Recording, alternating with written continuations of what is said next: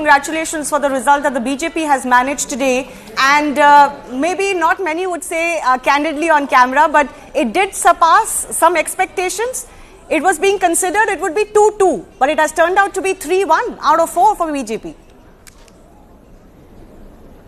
No, I mean the feedback which we got, hello? Yes, go ahead, sir.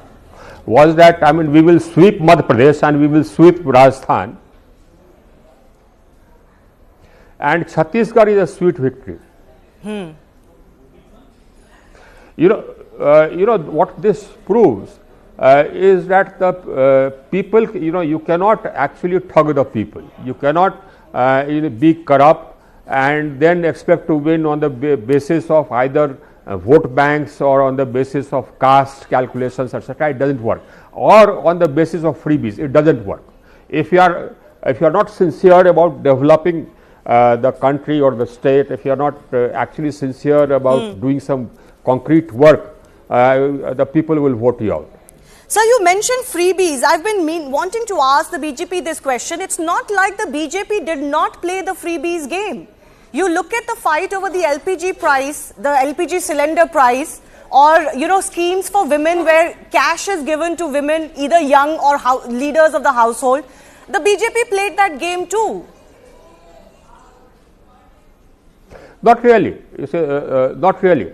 Basically, there is an affirmative action which is a part of our philosophy for women, and that affirmative action has been our policy right throughout, and you will see that affirmative action in favor of women across all our policies, across all the party's policies and Narendra Modi's policies, and that you will see also in in different states. So that affirmative action for women, that is a part of has been a part of our policy, and we believe that it is necessary.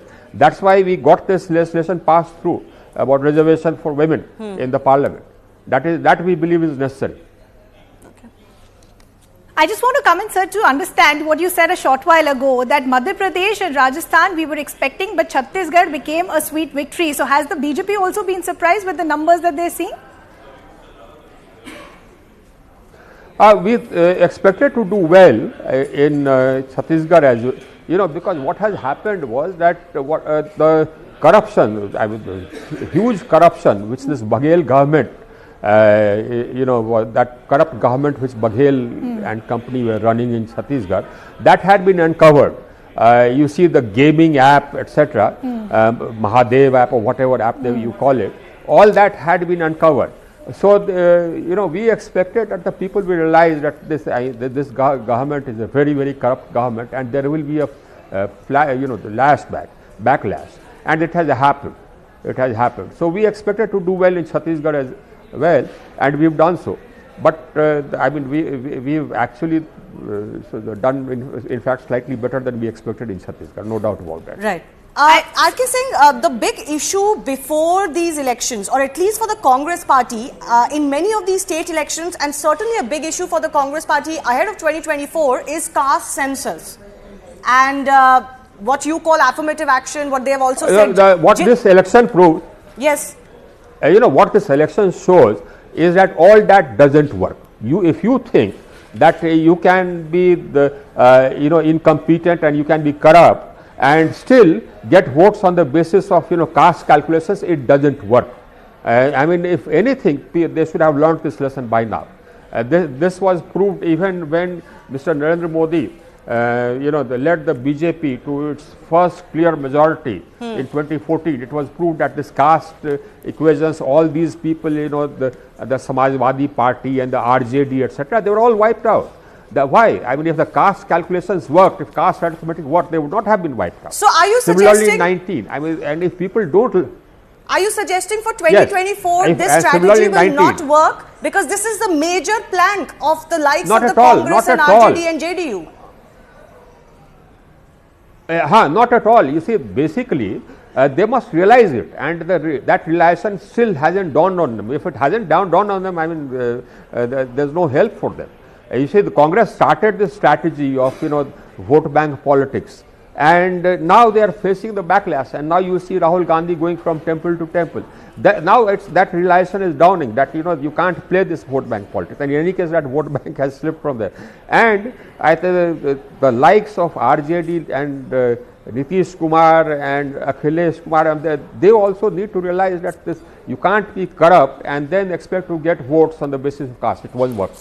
Sir, can I ask you, while it is clear and these elections have further solidified the trend that the Congress is not too much of a competitor to you, which is the BJP in states which have a direct fight, but the Congress has managed to beat a BRS in Telangana, which has happened after a long time. I think they beat SAD in Punjab many years ago. That's because, something, that's because BRS, broke all records of corruption. Right up till now, I mean, some of the parties in the, some of the parties have been very corrupt in the south. Some of the parties have been very corrupt. But if you look at the BRS, it beat everybody else in corruption. It was systematic. It was something like what happened in Madhya Pradesh when Kamal Nath was the chief minister. Totally systematic, department-wise targets for graft and bribery. That's what BRS was. And different departments were given in charge of different family members just to earn money, and people wouldn't talk about it. I mean, even the press didn't talk about it. The press should have talked about it, but the people knew this. So this is, BRS is a lesson for all the corrupt people. But the question I was meaning to ask you was that in a two-way contest with the Congress, certainly the BJP is ahead, but you still cannot break, even you find it hard, which means the BJP finds it hard to beat the stronghold of the regional parties, the likes of Mamata Banerjee, even Arvind Kejriwal. You've got Stalin, you've got Vijayan in Kerala and others. Isn't that a challenge for you ahead of 2024? Not really. 2024, you see, 2024 is a done sort of done deal. Okay. Our government is coming back with a larger majority. Yeah, it's a done deal. Our government is coming back with a much larger majority. There's absolutely no doubt about it. But basically, as far as people of Delhi are concerned or people of Bengal are concerned, realization will dawn. You see, all this freebie politics of Delhi or the gangland politics of Bengal, or the minority politics of Bengal will end. People will rise up against that. It is just waiting for the cup to bring over, I mean to boil over, and it will boil over. This thing won't last. Okay, but will India stand? I mean INDIA. Do you expect with the Congress results, the other parties will find it hard to take to allow the Congress to play that big brother role that it always has been wanting to play because of these state results? What do you see is the future of the INDA alliance? I mean, it's dead in the water. DIW is dead in the water. I mean, this is proved.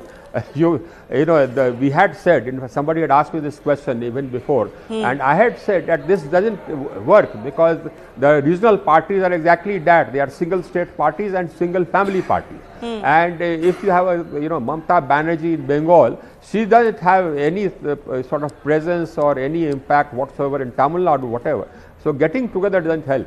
Okay. Thank you, R.K. And Singh. in any case, yes. The people are waking up. The people are waking up. You can't, follow this philosophy that I'll be corrupt, I will loot, and then expect to win by caste calculations. It won't work. Okay. This, if anything, proves it. Okay. All right. R.K. Singh, thanks a lot for your time and for your thoughts.